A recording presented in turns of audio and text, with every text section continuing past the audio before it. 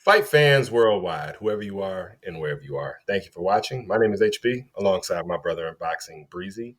And this is the hard hitting truth. This is a podcast by boxers to give you an unfiltered, unbiased look at the sweet science that we love so much.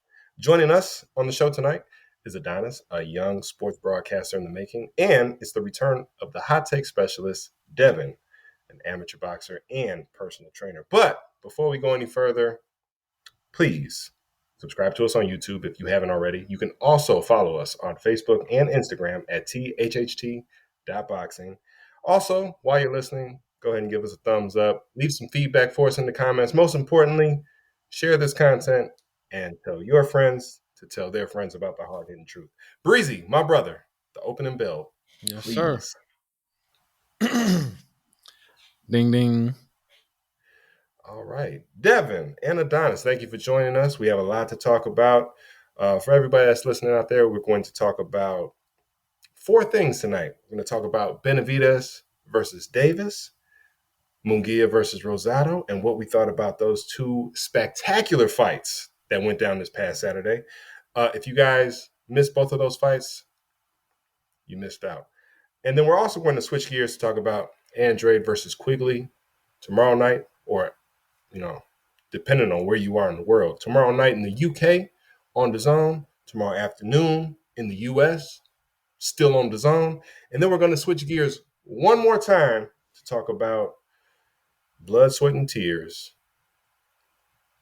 Crawford versus Porter, which is going down this weekend on ESPN Plus. ESPN Plus pay-per-view, I should say. And if you guys missed Blood, Sweat, and Tears, go check it out. I believe it's on Top Rank or ESPN's YouTube channel. I believe it is definitely on Top Rank's YouTube channel. If you guys haven't heard of it before or seen it before, Blood, Sweat, and Tears it's got great coverage of Terrence Crawford and Shawn Porter leading up to their huge pay-per-view championship welterweight showdown this Saturday. Again, that's on ESPN Plus pay-per-view exclusively. But let's go ahead and start the show, get right into it. Benavidez versus Davis, super middleweight contest that went down on Showtime this past Saturday, November 13th. Wow. Excellent fight. Excellent fight. If you guys missed it, like I said, you missed out. But not completely. You can still go on to Showtime. If you have if you have their services, I'm sure they have it in their cloud somewhere. Look that fight up. Great action-packed fight. You won't regret going back to revisit this one. I'm gonna just go ahead and turn it over to Breezy first. Breezy, what did you think? It was an action-packed fight. Lots to talk about. For those of you that are catching up, Benavidez came out victorious with a TKO victory over Davis, and Davis did not go quietly into the night. Breezy, what did you think about the fight? It was a lot of action. It was a very good fight. It was one of those fight like this doesn't happen all the time. I'll see a fight and I'll say it'll make me think, who's got the best chin I've ever seen? And I'm not saying Davis has the best chin I've ever seen, but it did make me think about that. So needless to say, is a very good chin, and we saw how good it was because it got tested a lot. Thoroughly. And somehow he didn't have like any major swelling, and he wasn't marked up. He looked pretty fresh, even though he was really taking a heavy tattooing. But it wasn't just that. He did fight well himself. He just couldn't get away from those combinations. He made it a good fight, and it's inevitable. You can't take all of the punches, so it went the way it was going to go.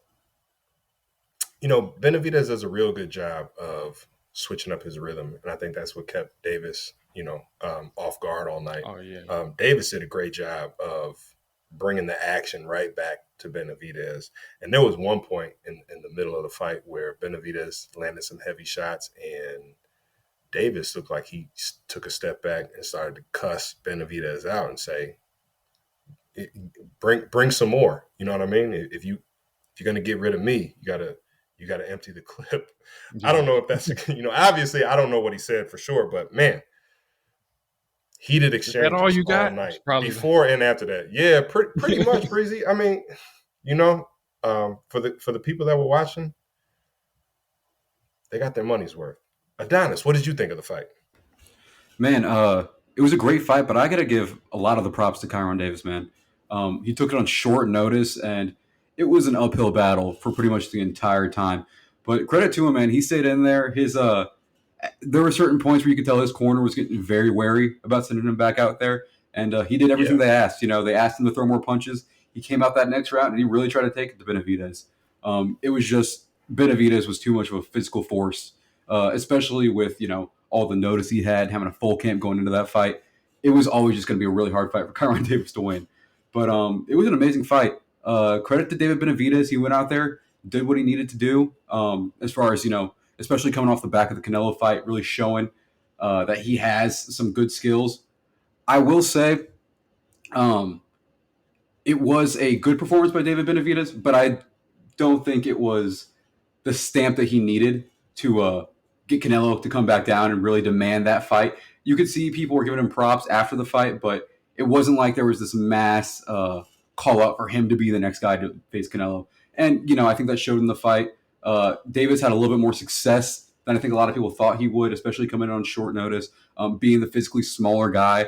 I think for David Benavidez, it was good, but not an A-plus performance.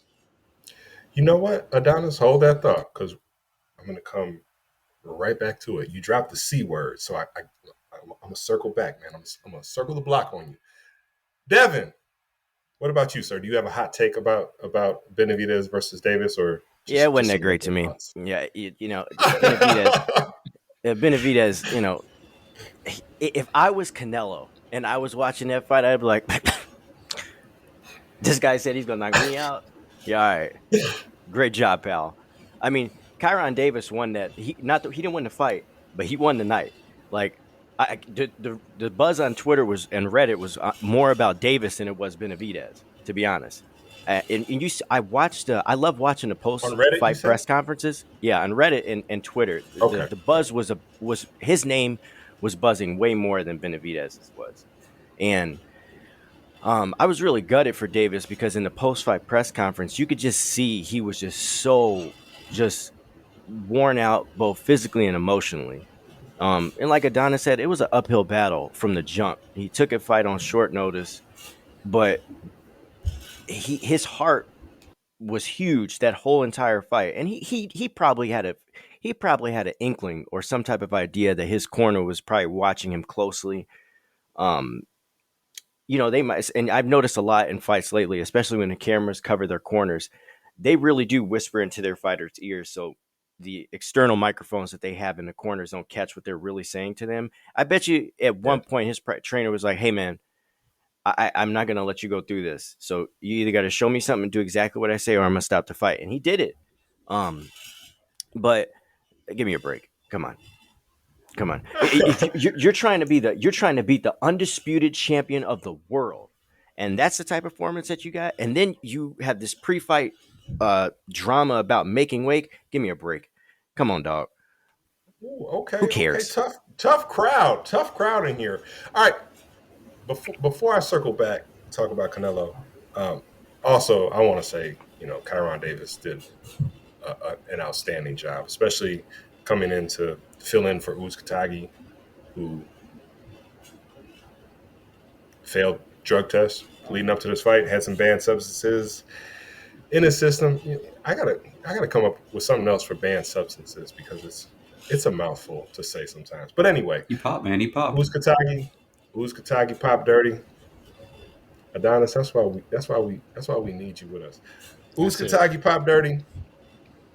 Kyron Davis stepped in for him on short notice and did a hell of a job. And I would be remiss if we didn't tell you all that super middleweight is not his weight class. He hasn't necessarily made a home in that weight division yet. But after his performance against Durrell, where he got a draw against Anthony Durrell, and this close fight against Benavidez, he may make this a home for himself, or he may go back down to middleweight and show everybody what he can do at middleweight. But his stock is definitely up. Put on a great performance, and I'm sure a lot of people out there are going to be excited to see what he does next, whether he stays at super middleweight or goes back down to middleweight and challenges people there. There's a lot of people out there that could use a great challenge, and fight fans obviously would love to see him fight again. For Benavidez, I thought he did a great job. I thought he had a great performance. I loved it. I don't know what Devin is talking about, man. I don't know why Devin dismissed him the way he did. Benavidez power punching is really something to really behold and marvel. And he definitely laid a lot of leather on Davis. And for the most part, he was headhunting. And usually when you headhunt, you don't land all the punches you want to. And that wasn't the case for Benavidez. Even without setting it up, without a whole lot of body shots, he was kind of picking Kyron Davis off upstairs for a majority of the night, and just shots that that you could the crowd could feel. It really seemed like, and they were going crazy. Obviously, Benavidez fought in his hometown of Phoenix, Arizona, so he had definitely had a hometown crowd, and they loved it. I loved it. But let's talk about Benavidez and Canelo real quick. Yeah. Adonis, you said something about, or Devin, I believe both of you guys said something about him not making weight, and not sure if it will lead to a fight with Canelo. I'll turn it over to Devin first. Why do you say those things? And do us a favor, Devin. Educate the fans of what it means to make weight in professional boxing. It sucks. Yeah, especially if you're walking around at a weight that I would say is maybe, if you're carrying a weight that's maybe 30 to 40% higher than what you're normally at, because the majority of your camp is probably spent. We're going to train to make sure that we make weight. So you're neglecting all the other things that you could be working on in camp, like skills, maintaining power, speed, footwork, because it's not going to be the same come fight night. So, leading up to the fight, he released this whole IG statement talking about exactly what he did in terms of weight. Canelo's not making that excuse, dog. And Canelo's going higher and higher and higher. I mean, the guy's going to fight a cruiserweight next. So that's why I wasn't really impressed. Yes, the fight was action-packed. I get that. But with fights like that, you have to be able to look at a fight like that and gauge it for what's next. You're going to headhunt Canelo like that? It's not going to happen, dog. He's not a classic machismo Mexican fighter. He's not going to stand in front of guys. That's why he beat Kovalev, because Kovalev is used to walking guys down. Didn't work.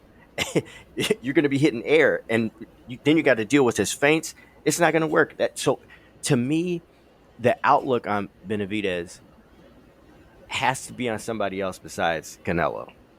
So you should probably look past, like, okay, what am I going to do? This is Benavidez talking. What am I going to do, or who am I going to fight after I lose to Canelo?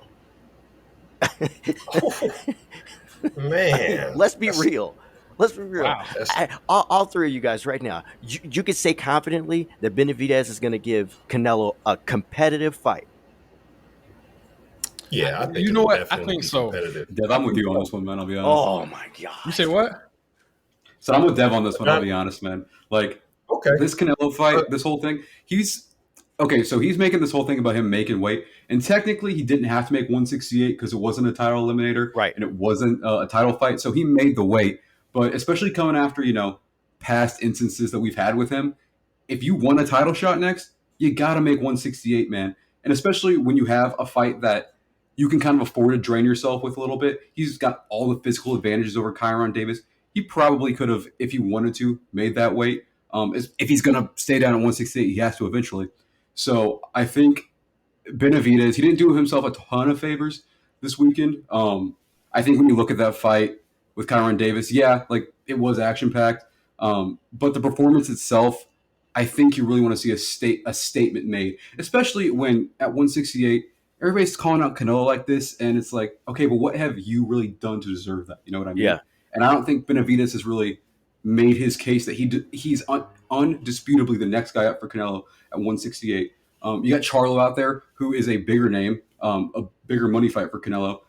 Honestly, man, if these two are going to go back and forth about deserving this fight next up, and being like, I'm the next guy, dude, fight each other, man. Like, really put your name out there so you can become the next guy. Because right now, just calling for it when Canelo doesn't owe anybody at 168 anything. He just became undisputed. It's just not going to work out for you. And see, that's the thing too. Like, if you're a matchmaker and you're watching that fight, matchmakers don't care about anything outside of the ring. They hear guys talking, they hear internet beefs and all that stuff. They don't care. They care about can you show me substance wise that I can present to the champion and his team to make them say, hey, this guy right here, look at his last few fights. He had this many knockouts. He beat the brakes off of this guy. If you're bringing Benavidez into that conversation, this basically, and I don't want to assume because we don't have the facts to prove it, but it's pretty safe to say that once Buddy tested positive for PEDs, he probably was like, oh, well, whoever they're going to replace this guy's going to be on short notice. I make quick work of him. So me making weight isn't, the most important thing right now, because who cares? Me just winning the fight and focusing on Canelo. But as a matchmaker, if I'm a matchmaker, I see that and I say, well, obviously he doesn't care.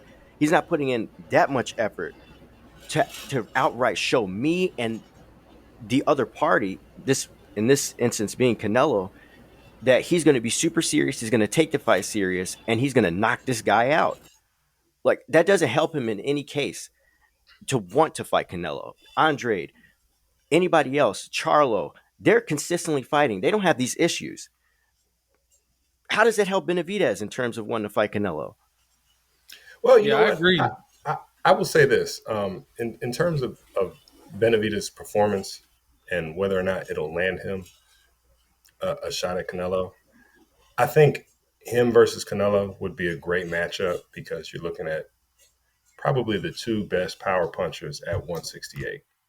And, that's enough to sell the fight for a lot of fight fans out there. The one thing that if there were a few critiques that I do have for David Benavidez, it would be that, I'd have to agree with Devin and Adonis a little bit in saying that it wasn't exactly the performance that he probably needed to land the fight with Canelo. If he would have gotten a big highlight reel knockout, that would probably push the issue a little bit more. But, Davis went out on his feet. And again, that's credit to Davis because he took some hellacious shots.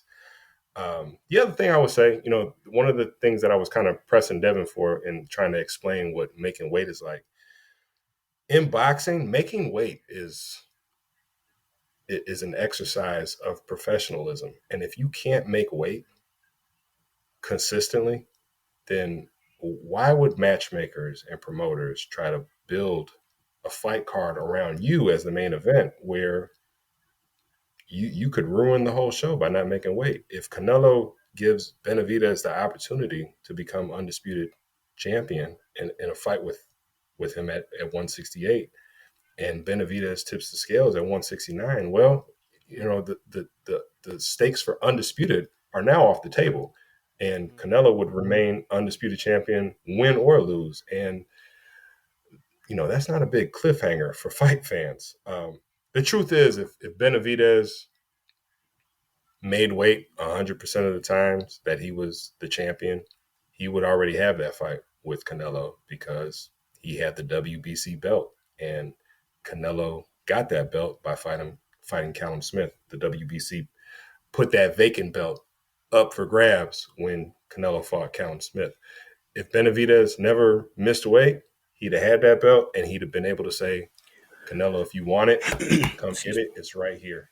Breezy, what about you? What do you think about Benavidez's chances of landing the fight with Canelo? I do agree with Adonis and Devin that although it was like an exciting fight, it was fun to watch. It wasn't the best. He didn't make the best case for him in the Canelo sweepstakes. It's not going to increase like public demand for him to be the guy. You know, I felt like he kind of might have been the front runner before that performance, and maybe now he's not. Maybe, but another theory is that maybe he wanted to look vulnerable. You know, it seemed like he's struggling to make weight. Like he can make weight, you know, but Hey, he might be relax, Devin. weaker. You know, Relax, sometimes you Devin. weaken Let yourself Breezy trying to explain. make weight. Let Breezy explain himself, You man. get into I it. appreciate Yeah, this theory. I it's a do. I point. I got to truly bring do. it up. It's feasible, you know. But on the other hand, like, yeah, Kyron Davis had short notice, and Benavidez didn't exactly make weight, and he's the much bigger guy, and Davis was moving up, and he still didn't knock him out, and he landed a ton of shots. But as you'll see, Porter saying blood, sweat, and tears for this Crawford fight. I've heard a lot of boxers say that when a fighter comes into a fight with the goal of not being knocked out over winning, is like it was kind of more important for him not to be finished. That's a bigger statement because he's a smaller guy coming up short notice than to win. Nobody really expected him to win, so he might have not expected himself, but he could say, "I'm not getting knocked out," and that it kind of does allow you to take punches a little better with that mentality. Even though, like, it was a good fight, but he didn't have a chance to win. Really, not realistically, there was no way he was going to win. You know, he brought it, but Benavidez was just too much, so it's hard to finish. So that also hurts Benavidez's chance in the Canelo sweepstake. Refresh my memory again. Who's Benavidez's promoter? He's on PBC, right? He is with PBC. And Davis is as well? I would imagine, with PBC, it's kind of like a lot of, it looks like a lot of free agents that fight under the banner. So think about this really for never a second. know what the ties are. If that is I do appreciate that theory, Breezy. I really do, because I could just see the powers that be in a dark room I'm somewhere. not saying with that's just what it cigar is, but smoke. maybe. Like, all right, y'all, how about this? We gonna make him look vulnerable, all right? Then we definitely gonna get Canelo. So I could imagine that happening. But think about it like this: there could be a chunk of fight fans that are just like, that wasn't fair. If Davis was if he came in with a full camp and he came in fully prepared, he might be able to beat this guy. Because if Benavidez and Davis were under Top Rank, Arum would have the rematch signed ready to go by today, just to delay like he normally does the fight with Canelo, because that's what fans want to see. It would. So to me, if that is their strategy for Benavidez to, okay, let's try to make him look vulnerable. Let's try to make Canelo's team think that, okay, this would be an easy breezy fight for me. It doesn't help him, because Canelo has shown whether you look vulnerable, whether you look clearly outmatched by me, or you look competitive to me, I'm going to destroy you equally. So it doesn't help him at all. You at least want to come in full strength. You want to put on the best performance, because at least if you lose, the pay-per-view sales and the tickets at the gate will be sold out in no time. With a guy that looks vulnerable and he looks weak, the demand for a fight like that from the fans isn't going to be as high. You're going to get your Canelo fans, which is a large chunk of fans, but it's not going to be as high in terms of compared to when you have two fighters that are really, really good and competitive. But like I said, I definitely appreciate that, because my imagination just sees the Illuminati in a dark room, like, oh, let's make this happen. Well, I'm not saying that's necessarily what it is. Like, no, I know. This, but if it came out that that's the case, or if he said that, I'd be like, I'm not surprised, to be honest. Because I don't want to get all the way into this in this episode, but like we kind of touched on it already. Like, I understand deserving the Canelo fight, and that's how it should be, but that's really not what it is, because what did Macabo do? You know what I'm saying? Well, it's more the issue that, like, right now, if you want to fight Canelo, you need a mandate of the masses. Otherwise, he's just going to do whatever he wants, because he's kind of earned the right to do that. He took on all the guys at super middleweight that people wanted him to see for those belts, and he did it. And so now, unless you have like everybody, the media, the fans on your side saying, Canelo, hey, you need to fight this guy, he's kind of got free reign to do whatever. Yeah, there wasn't exactly a This is true. clear front runner, but there was a clear two front runners, and the public wanted to even like the hardcore Canelo fans, they wanted either Charlo or Benavidez, and I still think Canelo, a soft prediction, Canelo would beat both of those guys, but that's who everybody wanted to see. Either of those guys, everybody wanted to see that, and that was just not a not a consideration. This is my biggest fear. My biggest fear with the middleweight division, with Canelo currently being the undisputed king, my biggest fear is that he's going to end up getting to... 1 second. Super middleweight division. Super middleweight, excuse me. My biggest fear is that he's going to run into a situation where he's fighting these guys and nobody is figuring it out, and he's just going to end up rematching somebody. And I would hate to see him fight Triple G again. I really don't want to see that. If that happens, I would be so upset with so many people, especially Eddie Hearn, because that would be an Oscar De La Hoya move, where we're like, oh, we can't find anybody. Let's get these two guys again. Well, ladies and gentlemen, you see why I call him Devin the hot take specialist, because, I mean, man, we got at least 4 hot takes from him thus far, and we're only 26 minutes into this episode. Real quick, let's wrap up this Benavidez versus Davis talk. Really quick, I just wanted to say that, I'm on Adonis' side of things with this, where if you want to land, and listeners, if you haven't caught up, Breezy already spilled the beans. Canelo has already agreed to go up to cruiserweight and face WBC champion Makabu. I do not know his first name as of right now, but his last name is Makabu. Big guy, big challenge, and Canelo is looking to be the first Mexican boxer to become a champion in 5 different weight classes. I really can't knock him for that because it's a great accomplishment, and like Adonis was saying, he has earned that right to make that move in terms of, him being the man who he is in boxing right now. He's the main attraction, for lack of a better word. I'm with Adonis. I think that if Benavidez really wants to make the case that he should be the man to fight Canelo next, I'd love to see him and Jermall Charlo square off. And before he left the ring on fight night, he did have some fighting words for Charlo. So I hope it's something that we see soon. Breezy, any final thoughts on Benavidez, Davis, and possibly, his fighting words for Charlo that may lead to a fight? Any last thoughts on that before we move forward? Yeah, since Canelo's, he's got his next fight already, official, or I don't know if it's officially announced, but like he knows it's lined up for May for sure. Okay. Yeah, they shook hands at a WBC conference today and everything. That's so right. They look like they're dedicated to doing it for May. Yes, because Canelo about that action, not them words like Benavidez. I can't deny that. But since Canelo's out of the 168-pound picture for the moment, for now, there's only one person that I want to see Charlo face next, and there's one person I want to see Benavidez face next, and that's each other. It would definitely, whoever wins that fight would clearly be the front runner for the next Canelo availability, and it would increase public demand.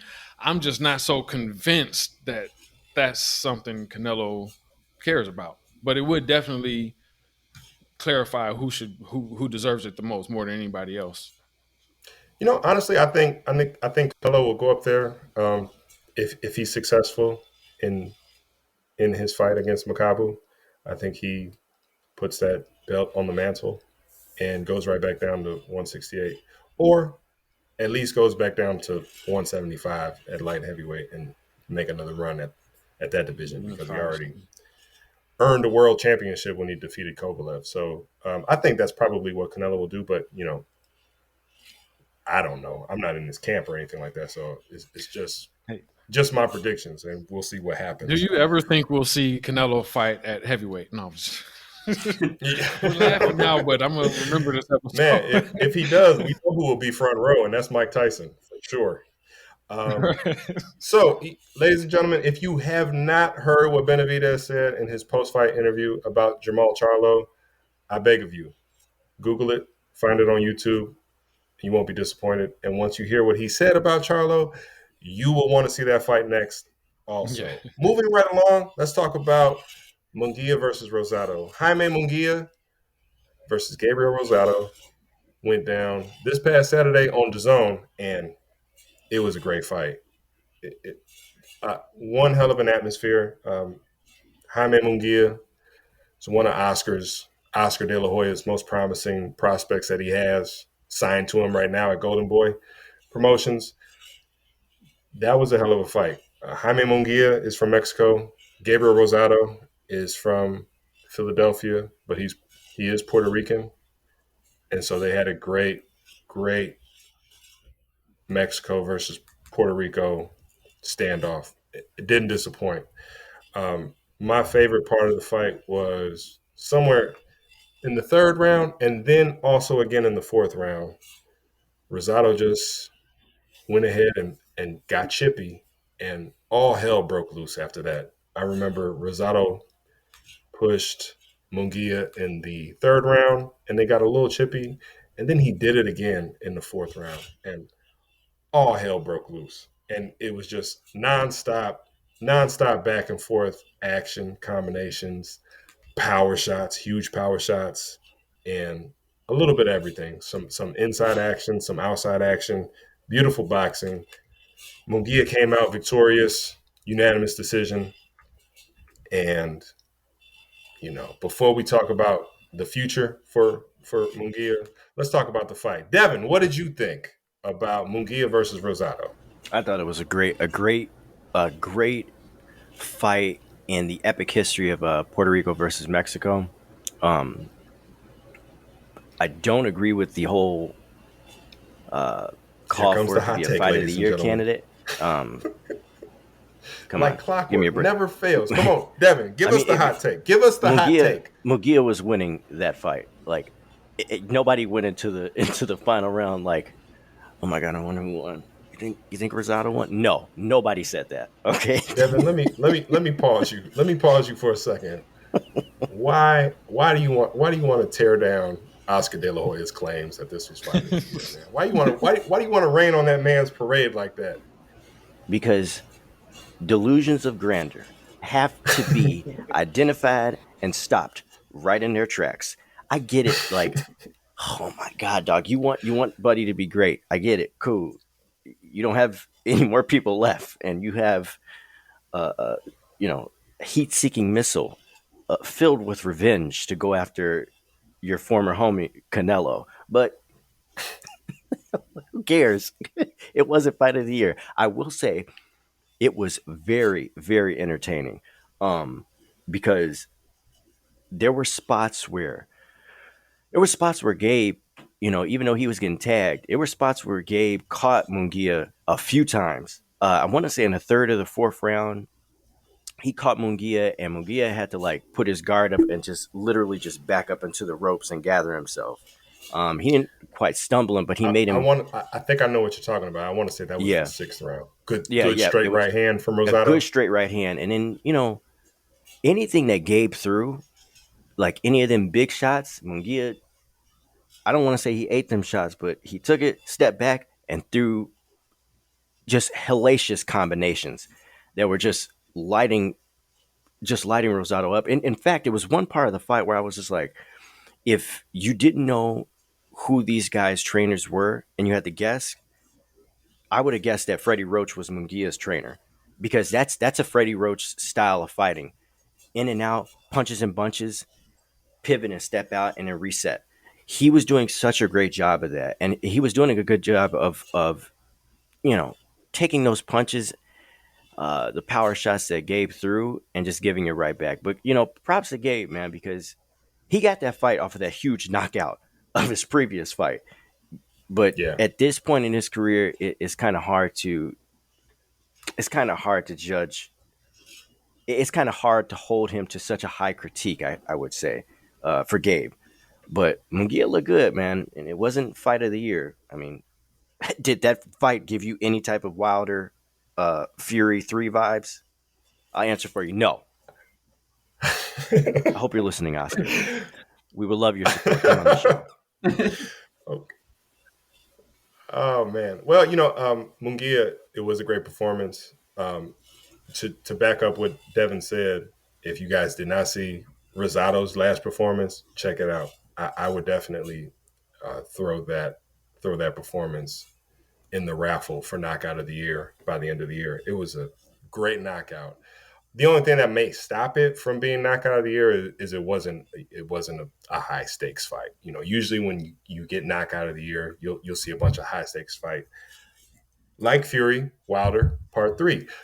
That was a knockout, great back and forth fight, and that could honestly win knockout of the year and fight of the year. So we'll see. But before I get too far ahead of myself, let me go ahead and get Breezy's take. Breezy, what did you think about Munguia versus Rosado? It was very entertaining to me in a UFC kind of way. You know what I mean? It was like they was just going at it to me. Man, Rosado did tackle him at one point. Yeah, Man, that was a nice takedown. I'm like, it was a great takedown. Looked like he played football before.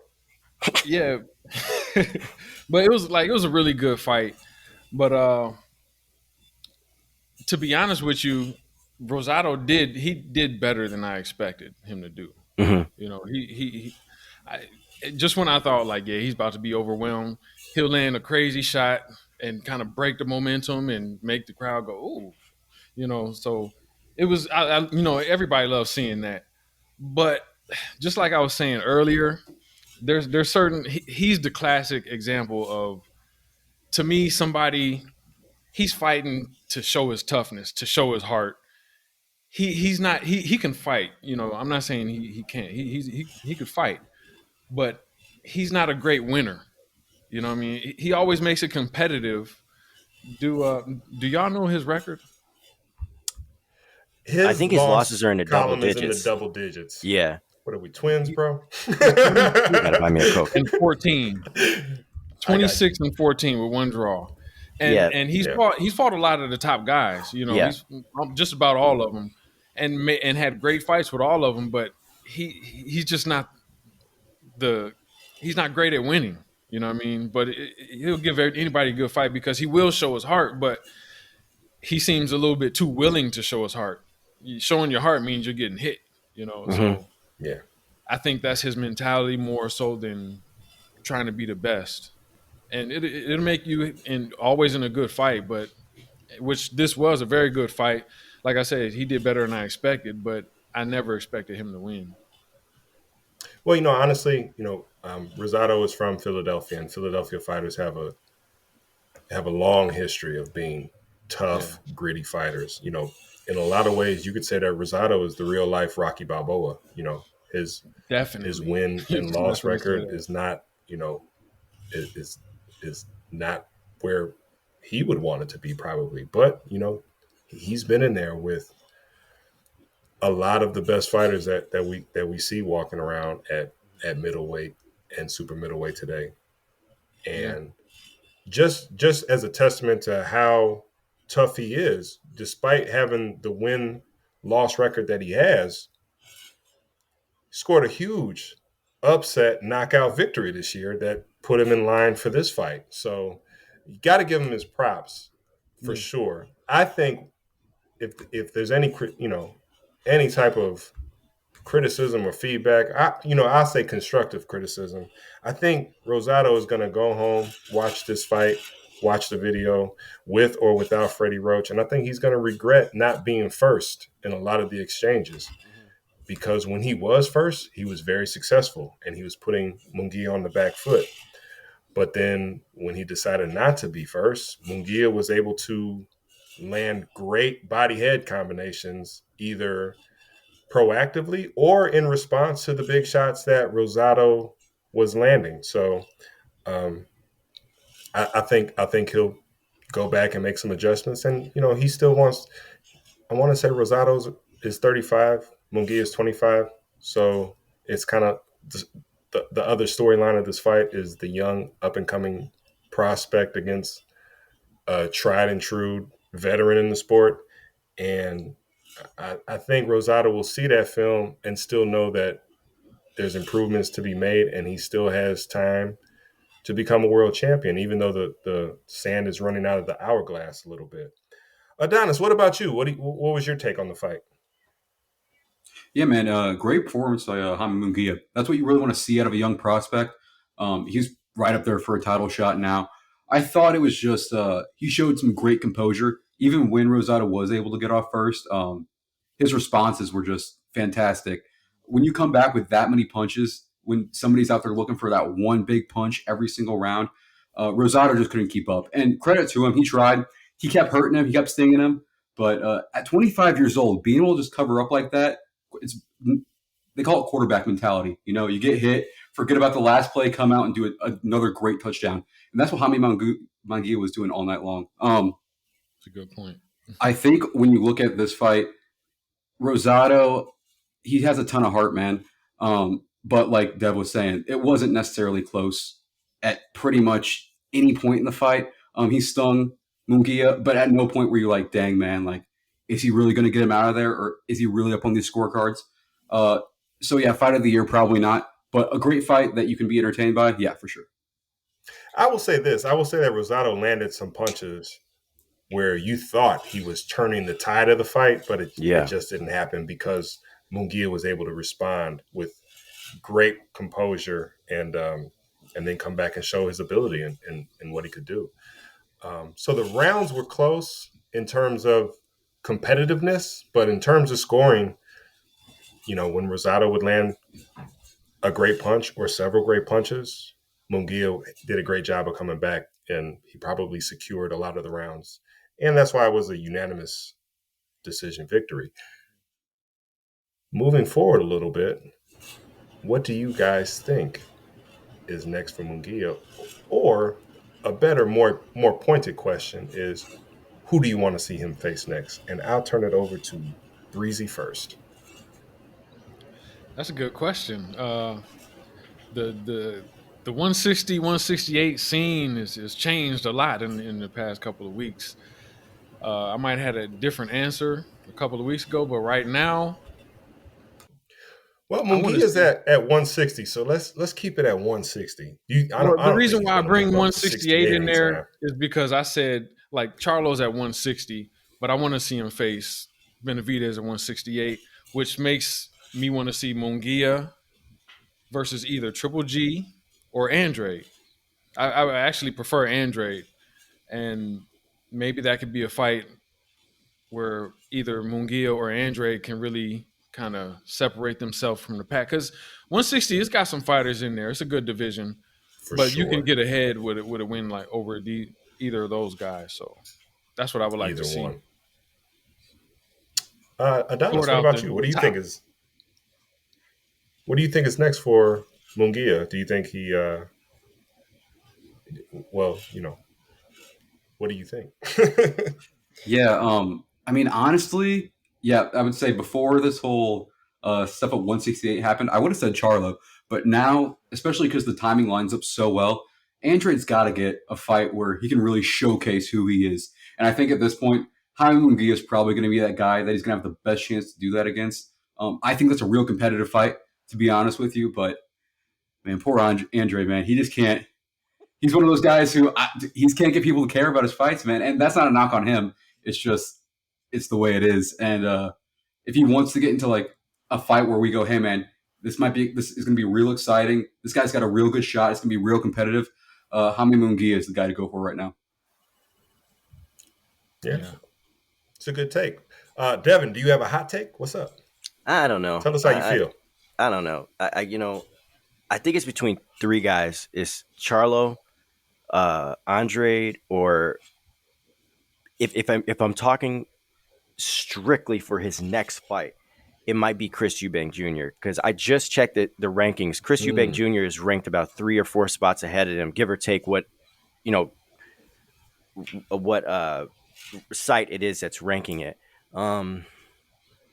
It's tough, man, and you also have to think about it's Oscar De La Hoya that we're dealing with, who is his promoter. So it might be tough to get him a fight with certain promotions because of his relationship and past relationships with those promoters are. But if it's right, it's right. Um, those 3 guys that I just mentioned are all on DAZN, so that might be tough.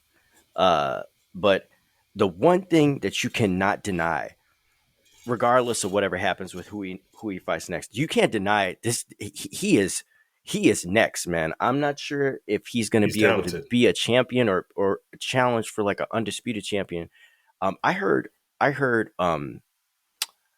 Roy Jones Jr. say something years back. He said, you always know the difference between a prospect and a guy that's going to contend for a championship is when they throw punches and bunches and they throw them with power.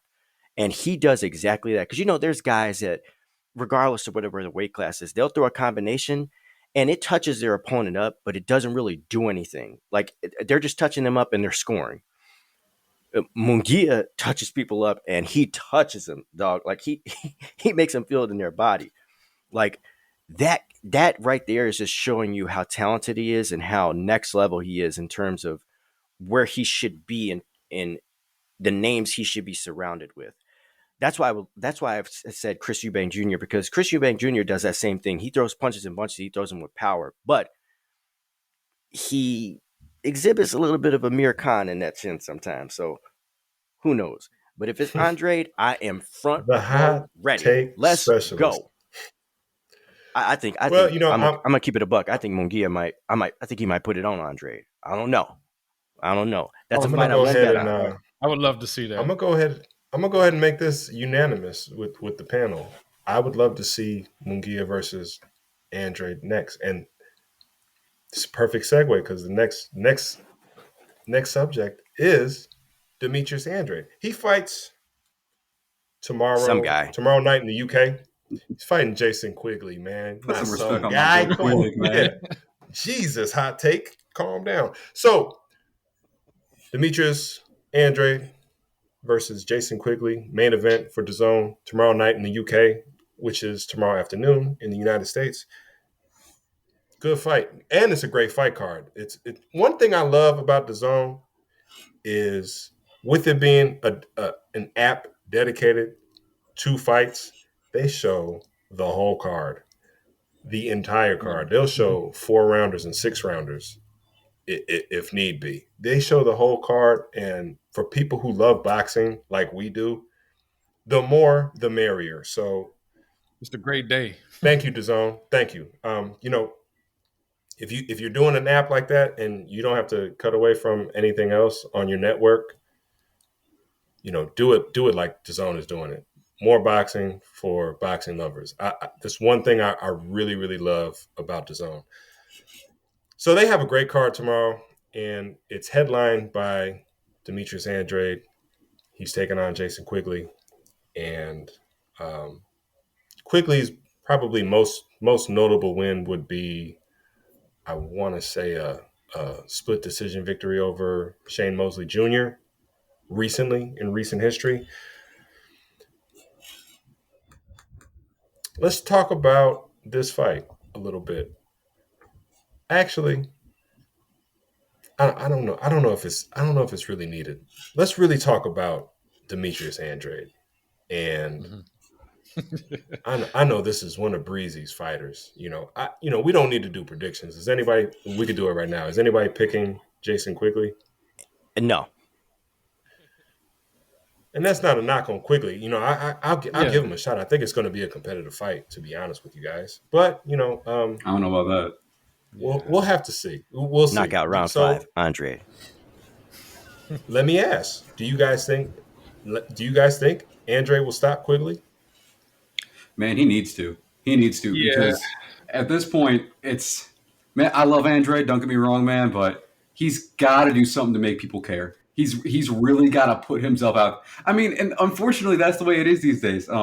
He's been chasing these guys forever, and Eddie Hearn said it himself. Nobody wants to fight this guy, and I don't think it's just because he's a hard stylistic matchup. That's probably part of it, but also you don't get a whole lot out of beating Andrade. You know what I mean? Like compared to some of the fights that you can get, that might be easier fights or just bigger names. He doesn't really. He's not a promoter's best friend by any means. He does his work. He does his boxing work. Does amazing in the ring. But when you look outside of that, I mean, there's a reason why this card is on a Friday. And that's just the truth about it. You know what I mean? Like, that's just the way it is. I mean, I know we got Porter and Crawford coming up on Saturday, but there's a reason this card is not on Saturday or any Saturday other than this one. So Andrade needs to go out there and make a big statement. Otherwise, he's kind of just back to where he's been, and that's the way it's going to be.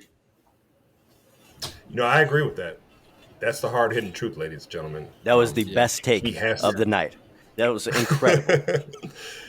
I would agree with Adonis. I think Andrade has to knock out Jason Quigley in order to force people to, come to the negotiating table and make a great fight. I didn't want to do any predictions on this fight just because, on paper, Andrade is a negative 1,200 favorite to win this fight. So, in all honesty, there's not a lot for us to talk about in terms of predictions. If any of us pick Quigley, it's one hell of an uphill battle. Put $1 on him, $2, something like that. For some reason, something tells me that it'll be fairly competitive. And it could be just because the last time Andrade fought, there were moments in the fight where I thought, Andrade looked a little rusty, and that was a year ago. So him not fighting as often as maybe he could be fighting could end up hurting him in the long run. So we'll have to see. But I agree with Adonis that this is a fight where he needs to put out an impressive victory in order to secure the fight that he really wants. Breezy. Yeah. What do you think? Yeah, it's really hard to disagree with that. I'm not one that always says somebody has to knock somebody out to make a statement.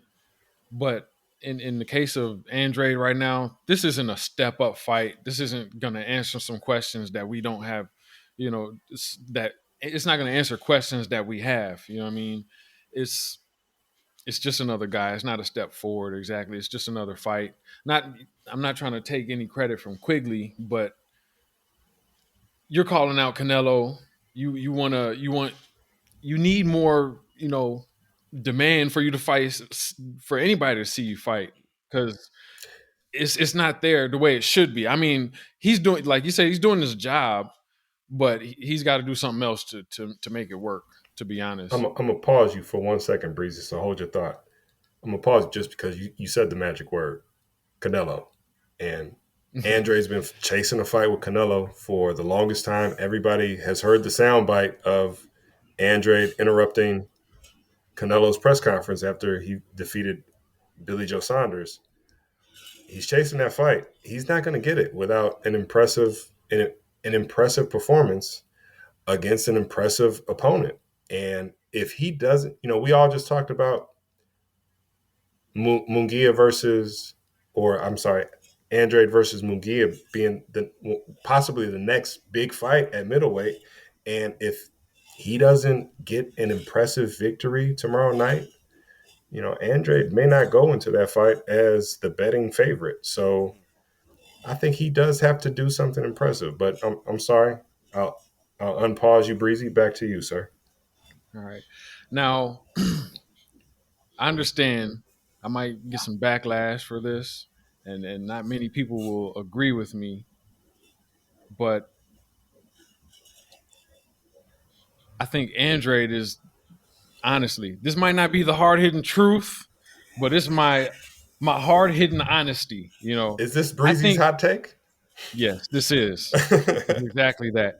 I think he would be the biggest threat to beat don't say Canelo. Yes, oh my God. I know. I said it. Now he's not the front. I don't even like. We talked about Canelo's next move before, and I said Charlo and Benavidez, but that's because like nobody's really paying any attention to Andre. They're pretty much counting him out. So I can't argue this all day. So in order to save time in my day, I just don't talk about that much. But this is the moment. It's You knew what it's you was still doing when there. you said that. You knew exactly what you Hey, was doing when you It's said still that. Breezy, there.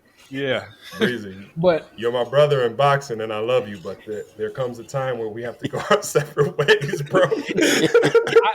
I understand that. I understood this was an understanding before I made the statement. I'm like, I know I'm gonna have to take this road alone. You know what I'm saying? But In your defense, Breezy, it's a fight that you've wanted for years. yeah, At least 2 years. So I understand that you're passionate about it. That make And two of you know y'all. what, champ? You and Andrade. I respect it. and But I'm gonna be real, that's Breezy. truth right there. That's truth. Nobody else is really demanding it, and I'm like, I think Charlo deserves it more, but I would give Andrade a better chance at actually beating Canelo. I'm not saying he just beats Canelo, but I would give him a better chance than Charlo or Benavidez.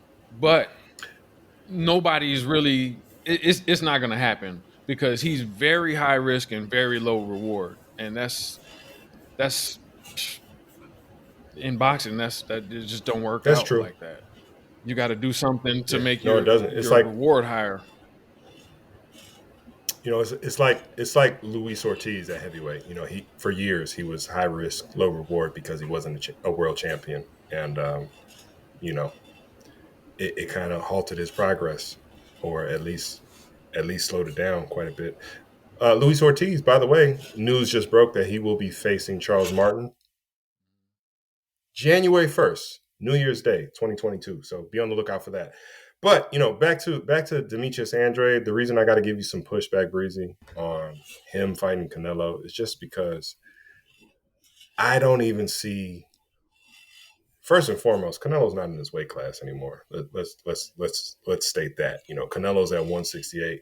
If Demetrius Andrade really wants to fight Canelo, go to 168 and beat somebody there. Secondly, I don't even think that Andrade is.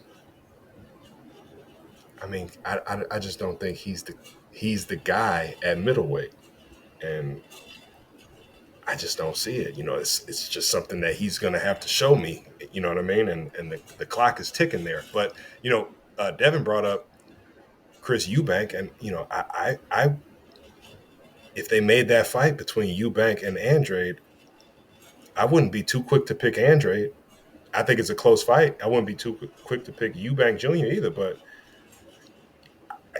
I wouldn't be 100% convinced that Andrade walks away from that with his undefeated record intact. So, I ain't gonna say 100%, but I got confidence in that fight. I would have confidence in Andrade. Or Munguia. If Andrade fought Munguia This next, would be my opportunity to catch up on to Adonis in the predictions. But Devin, do you have a hot take for us about Demetrius Andrade? You've given us so many. He better knock Quigley out. I mean, that's all I know. You have to knock him out if you want somebody to notice you. Period. And I don't want to hear all this. Post fight sweat coming down his face, taking the mic away from whoever's interviewing. Chris Mannix talking about I came out tonight and I showed the world that, no matter what happens, I could fight any type of style. No, nobody wants to hear that. Nobody cares. Nobody cares. We want you to knock him out. You want to know why? Because the dude that you chasing, that's what he does. He knocks people out. Your boy that you was chasing in BJ Saunders, he didn't just knock him out. He broke him. Okay? You got to do something just like that. This is my exact same point with Benavidez. Nobody wants to see that, dog, and nobody wants to hear the excuses. Nobody cares about the words because Canelo is about that action. He don't talk much. When he does, he's very constructive. He's very to the point. He's like, I'm here for one thing, and that's to knock somebody out. You have to at least, if you don't knock Quigley out, this has to be just hurting, painful, devastating performance. It has to be something like that. Because if not, Eddie can't do nothing for you. Eddie can't do nothing for you. Eddie is an Oscar. Eddie can't force Canelo to fight anybody because Canelo's earned that right now where he could do whatever the hell he want to do. To be honest, he's a king. He can do that now. So Andre has to do something. Like, think about this for a second, and I might get some pushback from our viewers. For the longest time, I'm gonna keep it a buck. The first time I heard Andre speak, I was just like, he's American? Because he wasn't relevant to me. I thought he was British.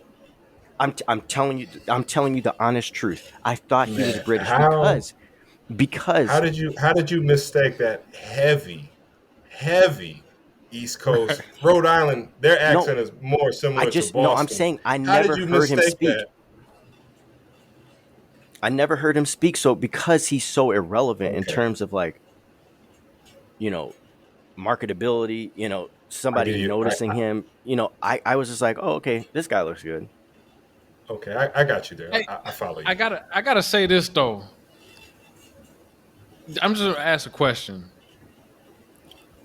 Before a couple of weeks ago, whose name was more recognizable to maybe a casual? Andrade or Plant? Can I choose neither? Yeah. Yes, you can. To be honest, can. neither. And Like- that says something. I mean, instead of saying neither, I'll say it's close to a draw, just to give them some credit. It's close to a draw. I mean, you say that, but to me, they're kind of in the same boat, but one's just being completely ignored. They're very similar. High risk, low reward. They could both, box like crazy. All of that. I'll say this. Andrade, it's kind of ironic One fight that can he's change from, your career. It's ironic that Andrade is from Rhode Island. It's the smallest state in the United States, and he is a small market fighter, similar to Plant. I mean, Plant is from Nashville, Tennessee, and there's not a huge boxing market in Nashville, Tennessee, at least to my knowledge. And I live in the Midwest, so it's kind of ironic that Demetrius Andrade is from Providence, Rhode Island. And he's just such a small market fighter. I'll be honest. Also, I don't even want to hear Andrade mention Canelo in his post-fight interview at all. Not once. Not even if the guy who's giving the interview brings up Canelo. I don't want to hear Andrade say anything about Canelo. Well, Chris I feel Mannix, like the ship has sailed, and I don't think I'm the only one, because when Andrade interrupted Canelo's press conference, even Eddie Hearn was like, Demetrius, not now. So if I'm with Andrade's team, I would tell Andrade not to even mention Canelo's name and go after Triple G. Triple G won't fight him either. Go I won't after say him. they won't. It don't matter if he will. He has called out Triple G. He's called out Charlo, and they hardly acknowledge him. You know he's what? called both of them why out. is that, Breezy? And Hearn has said that too. Hearn has said, yeah, they won't fight him. Make it clear. Make it clear. None of this him or them. I want Triple G. Triple G has a unification bout next. If he's successful, unify again and come get this title. If you want it, come get it. Here it is. I think for Triple G, he's nearing the end of his career. If there's one thing, that I don't think he's going to get a Canelo trilogy fight, to be honest with you. I think that ship has sailed. Oh God, also. I hope not. So I hope it has sailed. God. If there's anything that Triple G can go out, and be happy in retirement about, it would be leaving the sport as the undisputed middleweight champion. There hasn't been one since Jermaine Taylor. Am I right? When Jermaine Taylor beat Bernard Hopkins, I don't think there's been an undisputed middleweight champion since then. Yeah. What'd you say, Breeze? Oh, yeah, no, you're right. It was Jermaine. Jermaine Taylor was last. Yeah. I bet on Bernard Hopkins in that fight as a young college kid. $20 meant a lot to me back then.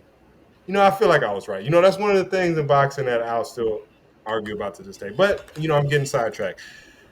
If I'm Triple G, if there's anything to go into retirement happy about it would be being undisputed middleweight champion, especially at his age, man. It would be one hell of an accomplishment. So I think that's what I would want to see. And if I'm Andrade, I'd force that issue in my post-fight conference, post-fight interview, or post-fight press conference.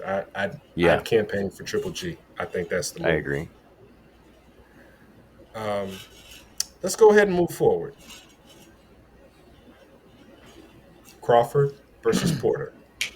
Breezy, we've talked a lot about Canelo being the face of boxing, the guy, and I know you got somebody else. So I'm gonna go ahead and open up the floor to you. Tell us a little bit about Blood, Sweat, and Tears, Crawford versus Porter. Tell us Good to what see you you. loved about it. Tell us what Yeah, you're good to see looking you, Mr. forward to President. this weekend. Yeah.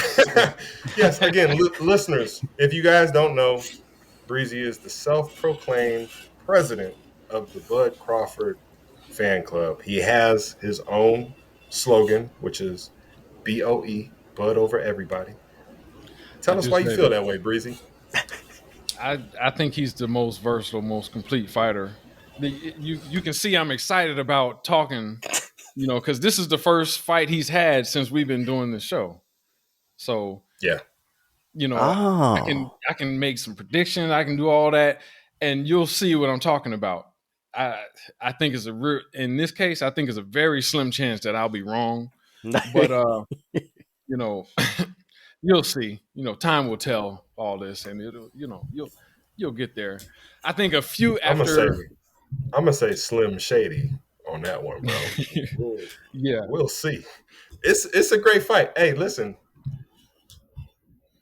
Porter versus Crawford, and I know people out there are gonna say, Porter is most notable for being the guy who has come short one too many times. But that's not really, let's be honest. People said the same thing about Tommy Hearns, and the people who said that can't beat up Tommy Hearns. So I really don't care about anything like that. I think Porter's a great fighter, and he's somebody that I would watch on pay-per-view every weekend. I think it's going to be a great fight. What did you see in Blood, Sweat, and Tears that makes you look forward to this weekend, Breezy? Well, I love Bud's mentality. There's he's kind of, he can show you his dog without even fighting. I just feel that. He said flat out, Yeah. I'm smarter than Sean. I'm better. I'm better than him in basically every way. And I think it's true, but I still think it's still going to be a hell of a fight because Porter, he really brings it as much as anybody can bring it in the ring. He brings it that much. And I think he's faced the most quality opposition of anybody fighting right now. I don't even really think it's close. He's faced all the top guys there's been, and now he's facing my number one pound for pound. So, and he's lost 3 times, and they were all the Brook fight was kind of clear, but Spence and Thurman were on, and all of them were on top of the welterweight division when he fought them, and they were, he brought it to the wire. Like in my opinion, one punch separated him from getting a W over Spence. That knockdown. Without that, I think he would have won. But it's the mentality of Bud that he doesn't feel he has to, achieve the unimaginable. He doesn't have to reach into his deep. I'm better, and he's going to demonstrate that. And this is what he said in Blood, Sweat, and Tears, and it made me understand. I feel like I understand Bud. You know what I mean? And yeah, I know what you mean, man. In a lot of ways, Bud Crawford is your favorite fighter's favorite fighter. That's probably the best way to really describe him. He is a boxer's boxer, man. His mentality, his fighting style, the fact that he fights orthodox and southpaw, the fact that he makes some of the best adjustments in the ring that we see. And a lot of the adjustments have to go from switching from orthodox to southpaw or southpaw to orthodox in order to give his opponent trouble or figure out his opponent. He's a great fighter, man. There's a lot to marvel at when you talk about Bud Crawford. Adonis, what did you think about Blood, Sweat, and Tears? And what did you love the most about it? And what's got you looking forward? What about it has you looking forward to this weekend the most? Yeah, man, it's kind of weird when you see such a tenured champion like Bud Crawford kind of being the guy who, like, this is kind of his step up. Sean Porter seemed cool as a cucumber, man. Like, he was saying all the right things, I got the style to beat him, all that. But for him, it really just seemed like another fight. And I think that's just speaks to the experience he has in these big moments that Bud Crawford at welterweight just hasn't really got to experience in the same way yet. So I think that's a interesting little storyline going into this fight. Breezy kind of took my line when Bud said, "I'm smarter, I'm better." That's how you can tell he's just such a craftsman as a boxer. Because a lot of guys, they talk about their heart, they talk about their power. You can see, yeah, Bud really, really, he puts his laurels on his skill set. He understood the fight IQ, being able to make good reads in the middle of a fight and find beautiful counters. And I think that really is going to be his biggest advantage in this fight. Where Sean Porter is that physical force that can just go all night long. Bud Crawford is more of the technician, where he takes a few rounds, looks at the landscape, and then makes his kill shot. So I thought that was a really interesting little part from Bud Crawford. This fight, I think this weekend, and it showed in Blood, Sweat, and Tears, Sean Porter has really just got to go out there and act like he's got nothing to lose. Because, yeah, he might get hit, he might get dropped, but honestly, Bud Crawford's shown, like I think a lot of counterpunchers do, that you can take rounds away from him. He's not some guy who wins every round consistently. And I think Sean Porter, they said he's really working on the fundamentals for this fight. So even when he does get hurt, he might be able to stick through it. And if he can do that, man, this can be a really close fight. As you guys were saying earlier, heck, even the Kell Brook fight, I believe that was a majority decision. So he still got a tie on one of the judges' scorecards. So it's like, when you're consistently putting out this kind of work against the top guys in the division, and Bud Crawford's never really fought somebody of your caliber at welterweight, it can be a really, really competitive fight. If that's true, Adonis, if he scored a majority decision loss against Kell Brook, and one of the cards had it a draw, his loss against Errol Spence was a split decision, and his loss against Keith Thurman is something that I thought should have been a split decision.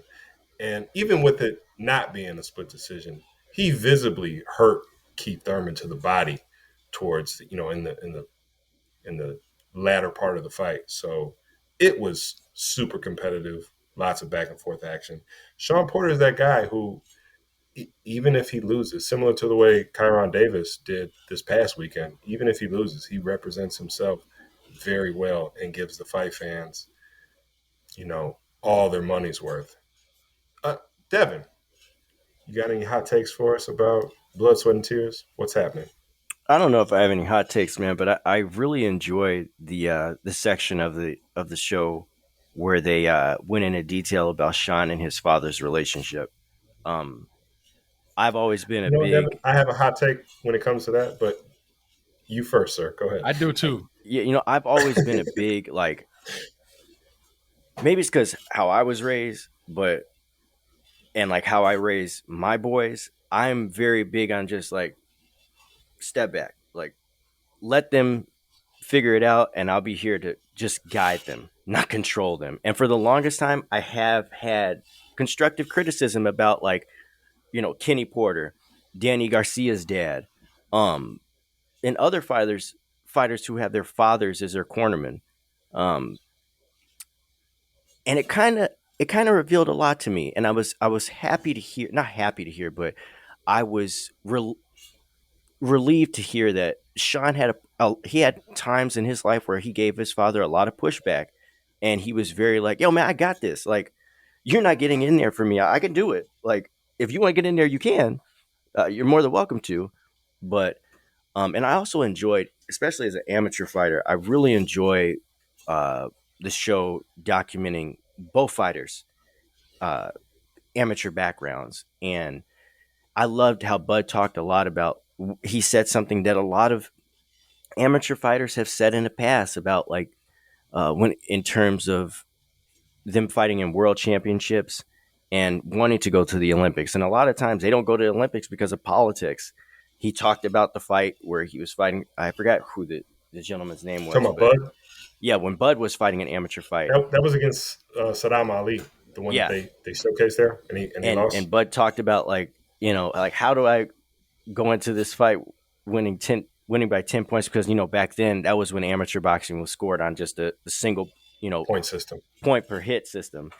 And I thought that was really I thought that was really good to see, especially for the younger generation who is interested in boxing, but all they see is pro boxing. I think that's good to showcase to them, because it lets them know, like, the majority of these pros are not becoming pros just by walking into a boxing gym and go getting their pro card. Like, there's a process. They're following that process. They're dedicating themselves to that process, and they're becoming successful amateurs, which further makes them successful when they become pros. So I really enjoyed that. After watching that, I still don't know. You know, yeah, Sean has heart. Sean is tough. Can swarm on you like bees, but it's just like what Adonis said, man. For a fighter to say that, like, no, I'm smarter, I'm better.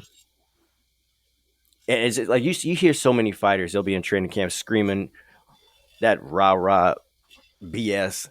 I'm knocking people out left and right. I'm the man around here. King dang, all that.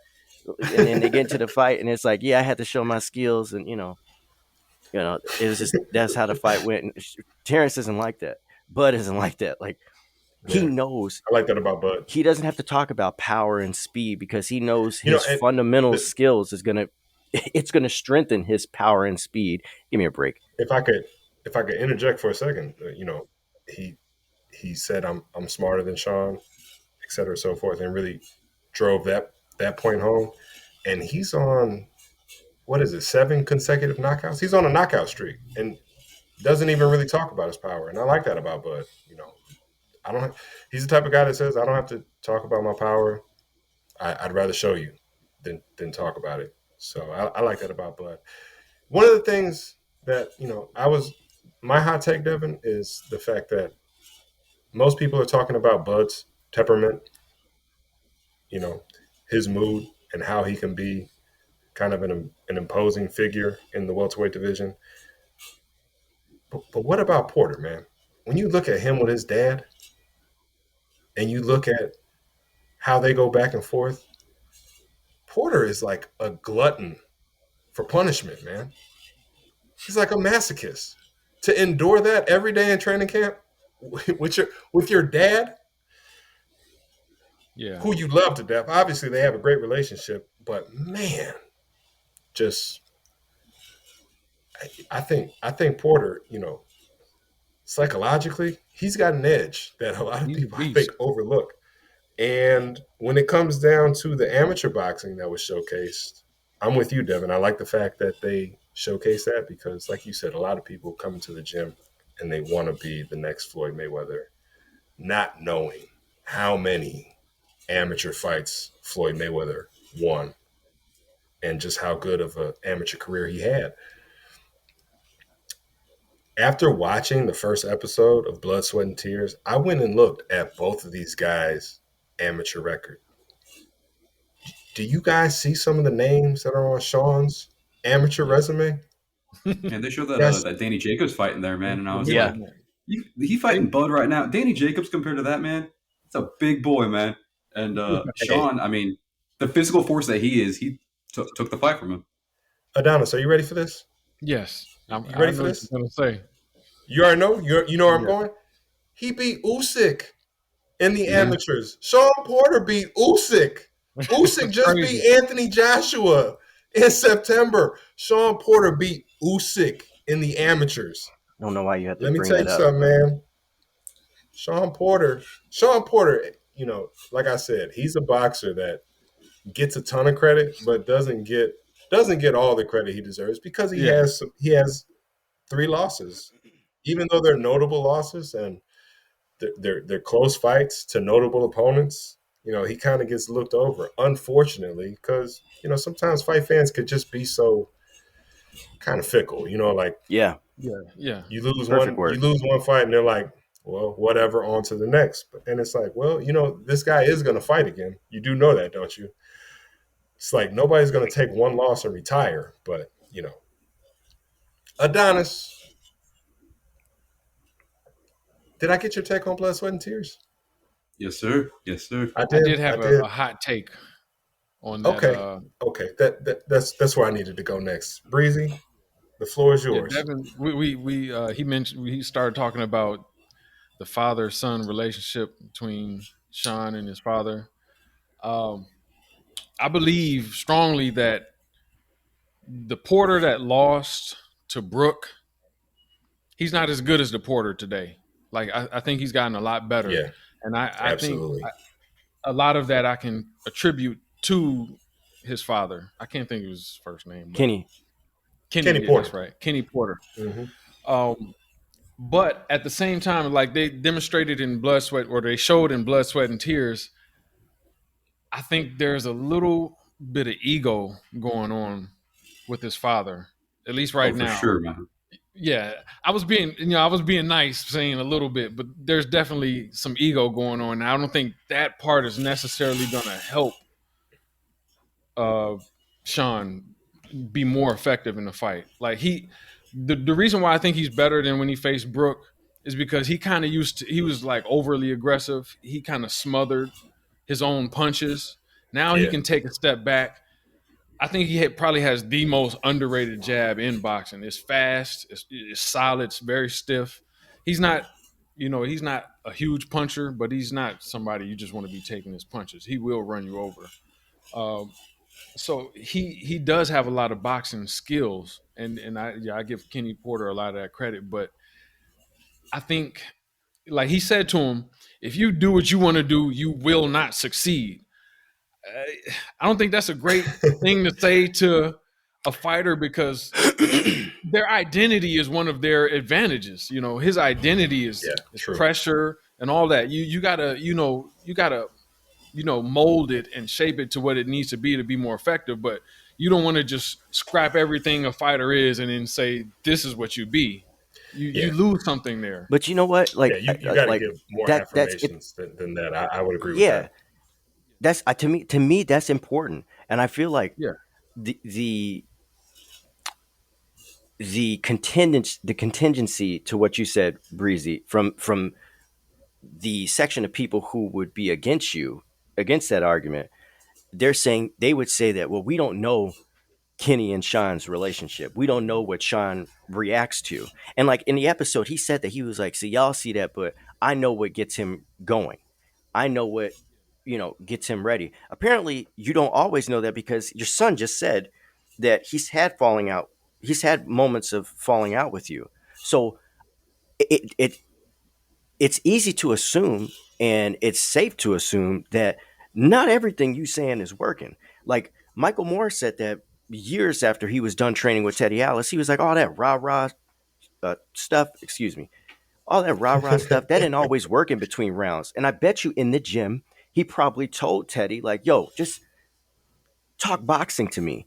And the same thing with Kenny and Sean. Like, there's probably moments like, yo, pops, like, I get it. Like, you want to be in control. You want me to do what you want to do, but I not all the time I can do that. So it's a complex dynamic when you look at those two, but at the same time, it's gotten them this far. So it's not like we could just up and say, okay, if Sean loses to Bud on the weekend, should Sean look to the future in terms of considering changing his trainer? Because you have the dilemma of like, I've gotten this far and my father can see things that I can do better than anybody because he's been with me for so long. But somebody who's outside the box, they might see something better than what my father can see, and they're more tenured and more experienced. So it's tough, but I do agree. Like that whole, constant critique and constant criticism, that's not constructive to anybody. I don't care what your reaction is, what your relationship is with that person who's teaching you. That's whack. I will say in Kenny Porter's defense, when you have a guy like Sean Porter who's such a physical like freak and just wants to go at guys the way he does, because we've seen him kind of switch his style over to a little bit more boxing centric than it used to be. I think sometimes guys like that, you gotta get it through in whatever way you can, because Sean Porter, he's gonna have the physical advantage on pretty much everybody at welterweight, save Errol Spence in some spots. But even in that fight, he was able to get a lot of physical advantages going. So I think when you have somebody who can just get it on people and bully them around, you have to make sure they understand in whatever way, in sometimes the most, harsh ways possible, that, hey, man, if you're going to fight somebody, especially with the counterpunching of Bud Crawford, you got to be defensively responsible. Because if you're not, being that physical force is only going to get you so far. And Adonis, I agree with that 100%. And that's what I mean in terms of like, another trainer might not see the things that your father sees because he's been with you since you were a small amateur, and he can understand how to turn you down and then turn you up. And he can say like, all right, man, we're doing just a bit too much here. Let's try to, tone it back a little bit and let's just focus on our jab. Another trainer might not see that because, it's a relationship building process for them being a new trainer. So I 100% agree with that. Yeah.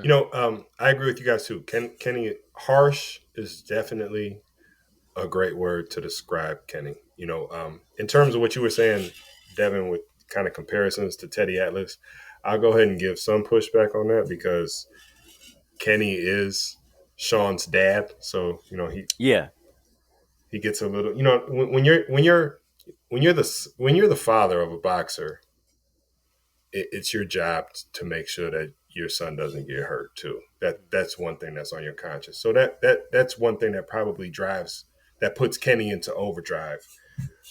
The other reason I'll give Kenny a little more leeway is because unlike Teddy Atlas, I don't see Kenny spitting when he talks a lot.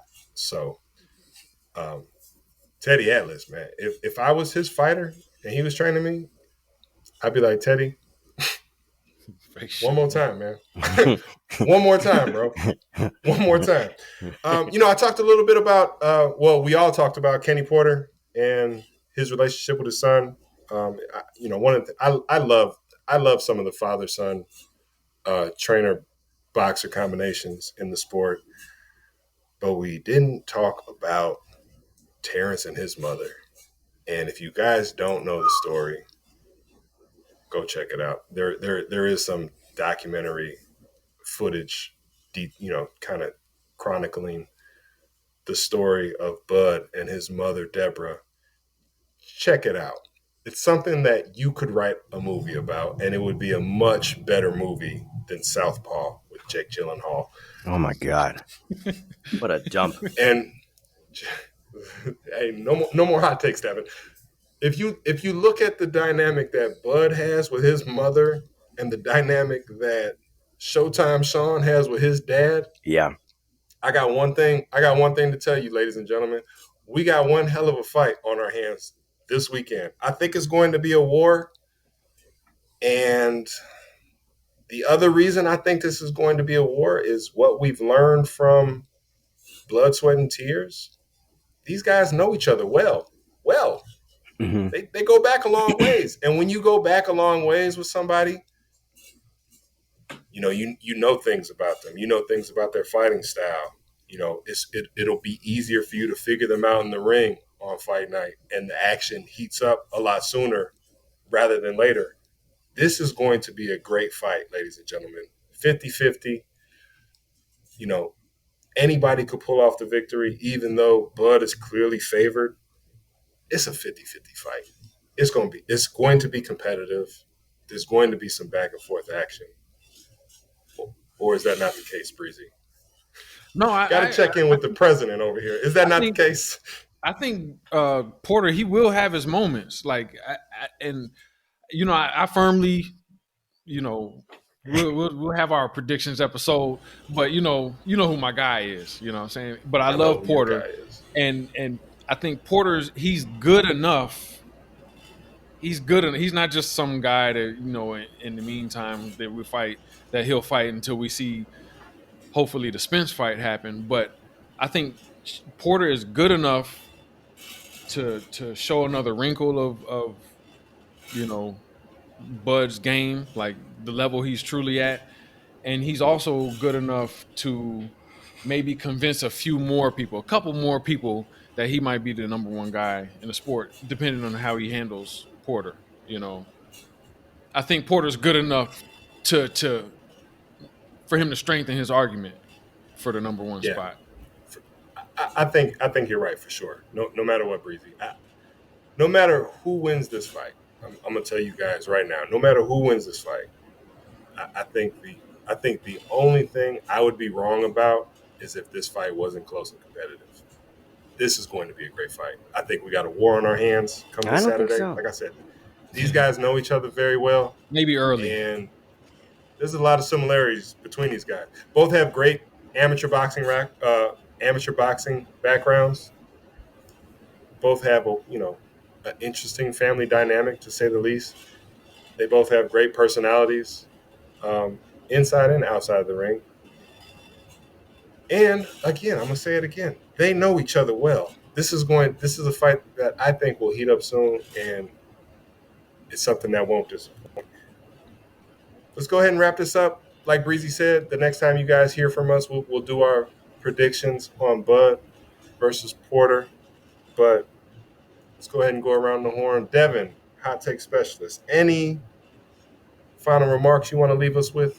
Yeah, for a second, HB, I thought that you were going to say, given the background of, Deborah and Kenny, I legit thought that you were going to segue that into them fighting one another. And I was going to give my immediate prediction on that.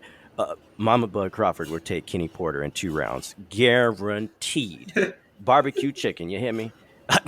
If I saw Deborah Crawford on the street, pack back killer. I don't want no smoke. But no, great episode. That person may be a little heavy, is what you're saying. Oh boy, is that what you're saying? Concealed carry, coming with an uppercut. Adonis, final remarks, sir. Yeah, man.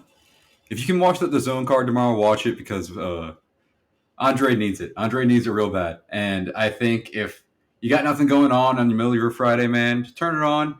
And if he can put on a good performance, we got to give him his props. So as far as, we'll keep Saturday for tomorrow, but focusing on Friday, try to get that one in, because he might just impress. All right, Breezy, my brother. Yeah, I'm a co-sign on that. Oh my God. I know Andrade, he has the tools to impress, but you can't have an off day. He can't afford an off day. He has the tools to impress, Devin. Yeah. Stop rolling your eyes. Yeah, but he can't really afford an off day on a fight any fight at this point. But I think he will, at least generate more buzz than he's had. As far as blood, sweat, and tears, that's a great it's a great series. Not necessarily in this fight, but there's a lot of fights that you may not, if you're betting, you might not want to make your pick until you see this. You get a little more insight, especially on the current status of whatever fighter is fighting. And they help me, like in those fights that is close, or I'm not sure who I want to pick. I feel a little stronger in my prediction after watching Blood, Sweat, and Tears. It's that type of show, So shout out to them, and shout out to Crawford and Porter. Yeah, good job, Top Rank. Blood, Sweat, and Tears, it was excellent. So if you guys have not seen it yet, go ahead and go to YouTube. And I'm sorry, Devin, did I say something wrong? What did you just say? Did you just say good job, Top Rank? Was Blood, Sweat, and Tears not good? Was it not good? Let's give the credit. You got to give people their flowers. You got to give people their flowers. I would give the credit. They deserve them. 80% to ESPN, 20% to Top Rank. Top Rank was just there. They were just there. Hey, listen, they were like Sheik Luch against Dipset. They were just there. Hey, slow down on my guy, Sheik Lucha, all right? Listen, when I saw Blood, Sweat, and Tears, I believe that I saw it on their YouTube channel. So I got to give them their props. Someone got to press I that didn't close, see man. I Somebody didn't got to see press it that on close. I didn't see it on ESPN. You know Yeah. what I mean? Right. I didn't see it on ESPN. So, once again, great job, Top Rank and ESPN. Okay, Devin. Yes. All right, so great job, Blood, Sweat, and Tears. It was fantastic. If you guys haven't seen it, go to YouTube, check it out. Blood, Sweat, and Tears, Crawford versus Porter. There are 2 episodes. Check them both out. Definitely worth your while. The next time you hear from us, we'll do our predictions on Bud versus Porter and probably give you some more feedback about Andrade versus Quigley and the rest of that DAZN card. You have one more? I have one thing to say. One more final take? Go. Yes, sir. Besides my Deborah versus Kenny Porter matchup, if this is going to be my last words on Andrade, if that fight goes the distance and it's some like janky split decision, majority decision, I don't want to hear his name ever again on this show until he knocks somebody. I don't want to hear it again, even unless it's the recap of that fight. I don't want to hear his name. He is banned. Banned. No, you can't. Hey, we cover boxing. I'm not even mad at that. If he's still a boxer, we're going to talk about him, Devin. So If he loses, Well, Breezy has to do something. There has to be some type of he has to do something. I will not. I won't have it. I won't have it. I got confidence in my guy. He's gonna not put me in a. And if Andrade and Bud loses, oh my God, that's not happening. He will not run for president of that fan club unopposed ever again, ever. If that happens in the same weekend, Breezy, I'm gonna drive down to San Yeah, we're gonna have to do a welfare check on him. You said it would be an upset in November, but I'm gonna disagree with you, especially after one of the main fights has already happened. Like no upsets, nah. Hey, there's Cambosos. There's Cambosos out there. Oh Cambosos my God! Teofimo Can't wait for the next show to talk about Cambosos. I cannot wait. If He's got a anything, shot, but Cambosos for sure is properly motivated as long as this thing has drawn out. So you never know. Yes. Cambosos Again, versus fight a fans, you disputed heard it. champion. Relax, and we'll save it, Devin. Fight fans, you heard it here first. This is a make or break performance for Andrade, so you don't want to miss that tomorrow. And again, my personal feeling is that we're looking at a possible war this Saturday. ESPN Plus pay-per-view exclusively.